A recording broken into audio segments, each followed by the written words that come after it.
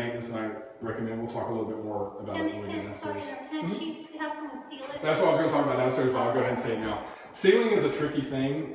Sealant, you can do it, and you can do it in different levels. So you can go and get you a little $20 bottle of sealant and put it on there and wipe it on there. It's not the easiest thing to do, and I've seen people have, it's like waxing a car, and people don't necessarily do it right, and then they leave it on too long because they don't think it, because when you do it correctly, it doesn't look like you did anything. So they leave it on too long to make it think that they've done more on there, and then they wipe it off. If you're going to get it sealed, I recommend going with a professional company to come out and do a professional sealing with some really good stuff on it.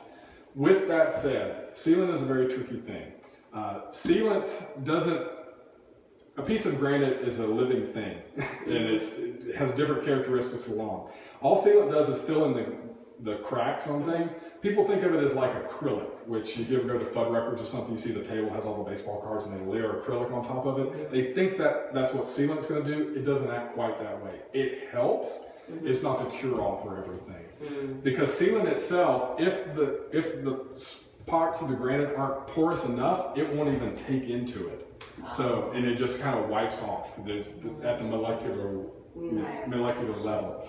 Even the same piece of granite, you can have sealant take on one part of it and not take on another part of it. So it's one of those things, if it gives you a peace of mind, do it, but have a person who really knows what they're doing come and do it. That's the thing I recommend. And maybe once every year, 2 years, they can come do it. And it'll make you feel better. Now, if you leave wine overnight on there, all bets are off. Right.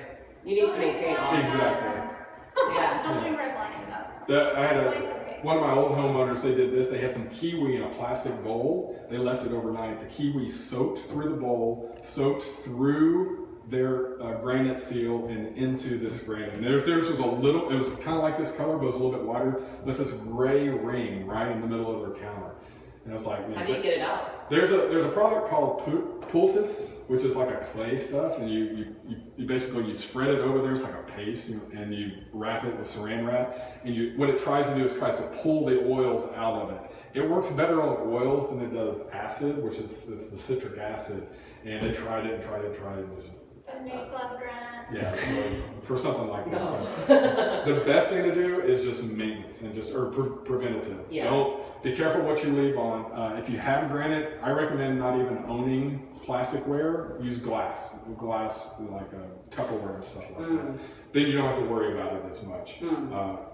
Don't leave wine glasses on the counter, especially with red wines. Whites aren't as bad, of course, but red wines. Only because you have light granite. And we like the busy granite because it is going to hide a lot of the imperfections in the long run. But like I said, if you've got a big gray ring right there from kiwi juice, you have those problems. It's very juicy. No more kiwi.